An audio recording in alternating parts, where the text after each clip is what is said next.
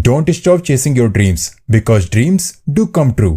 जी हाँ दोस्तों, कुछ कर दिखाने का अगर जज्बा हो तो कुछ भी नामुमकिन नहीं होता। हम जिंदगी में कुछ भी हासिल कर सकते हैं अगर उन्हें पूरा करने का हौसला हो तो। इस बात की सबसे बड़ी मिसाल है एक वो जो दुनिया भर में अपनी पहचान बना चुके हैं और जो दुनिया भर के youth icon, God of cricket, master blaster Sachin Tendulkar हैं। जी हाँ दोस्तों, आज हम जानेंगे उनकी जिंदगी से जुड़े कुछ ऐसे सच जो शायद ही आपको पता हो। परंतु आगे बढ़ने से पहले आपसे निवेदन है कि चैनल को लाइक, शेयर और सब्सक्राइब करना ना भूलें। सचिन तेंदुलकर का जन्म निर्मल नर्सिंग होम, दादर, बॉम्बे में 24 अप्रैल 1973 में एक ब्राह्मण परिवार में हुआ था। सचिन अपने पिता रमेश तेंदुलकर की दूसरी बीवी की संतान हैं। उनके पिता रमेश तेंदुलकर एक मराठी कवि और उपन्यासकार थे और उनकी माता रजनी जो इंश्योरेंस सेक्टर में काम करती थीं। सचिन तेंदुलकर के दो बड़े सौतेले भाई और एक बड़ी सौतेली बहन भी है। सचिन तेंदुलकर को 7 से 8 साल की उम्र में टेनिस खेलना बहुत अच्छा लगता था और सचिन तेंदुलकर जैसे अभी सीधे लगते हैं वैसे बचपन में नहीं थे। उनके बड़े भाई अजीत कहते हैं कि सचिन बहुत शैतान हुआ करते थे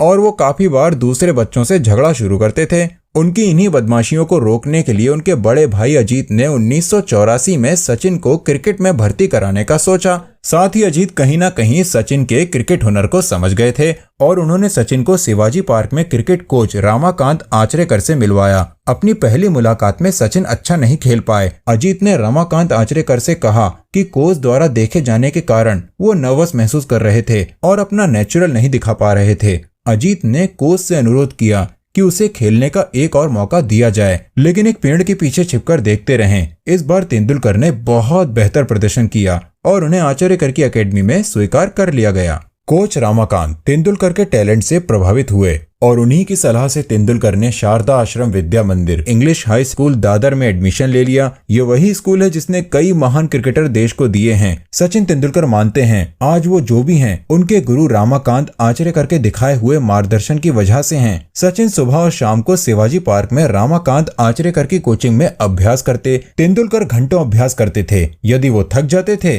तो उनके कोच रमाकांत स्टंप के ऊपर 1 रुपए का सिक्का रख देते थे और जो गेंदबाज तेंदुलकर को आउट करता था उसे सिक्का मिल जाता था। यदि तेंदुलकर बिना आउट हुए रहे तो कोच उन्हें सिक्का देते थे। तेंदुलकर अपने जीते हुए 13 सिक्कों को अपनी सबसे बेशकीमती संपत्तियों में से एक मानते हैं। क्या आप जानते हैं विश्व प्रसिद्ध क्रिकेटर सचिन तेंदुलकर का करियर 13 साल की उम्र में शुरू हुआ था जब उन्होंने क्रिकेट क्लब ऑफ इंडिया से अपना क्रिकेट की दुनिया में पहला कदम रखा था। 14 साल की उम्र में उन्होंने एक तेज गेंदबाज के रूप में MRA फेस फाउंडेशन में भाग लिया, लेकिन ऑस्ट्रेलिया के सबसे तेज गेंदबाज डेनिस लिली इससे प्रभावित नहीं हुए और उन्होंने सचिन को अपनी बल्लेबाजी पर ही ज्यादा ध्यान देने का सुझाव दिया। 11 दिसंबर 1988 को मुंबई और गुजरात के बीच फर्स्ट क्लास क्रिकेट मैच में सचिन ने बिना आउट हुए 100 रन बनाए। यहां से शुरुआत करके उन्होंने राष्ट्रीय और अंतर्राष्ट्रीय स्तर पर कई मैच खेले। तेंदुलकर 5 दिसंबर 2012 को क्रिकेट के सभी फॉर्मेट एग्रीगेट मिलाकर 34,000 के रन का आंकड़ा पार करने वाले इतिहास के पहले बल्लेबाज बने। अंतर्राष्ट्रीय क्रिकेट में लगभग उन्होंने 657 मैच खेले हैं। 16 मार्च 2012 को एशिया कप में बांग्लादेश के खिलाफ उनका 100वां अंतर्राष्ट्रीय शतकों का रिकॉर्ड अपने नाम किया।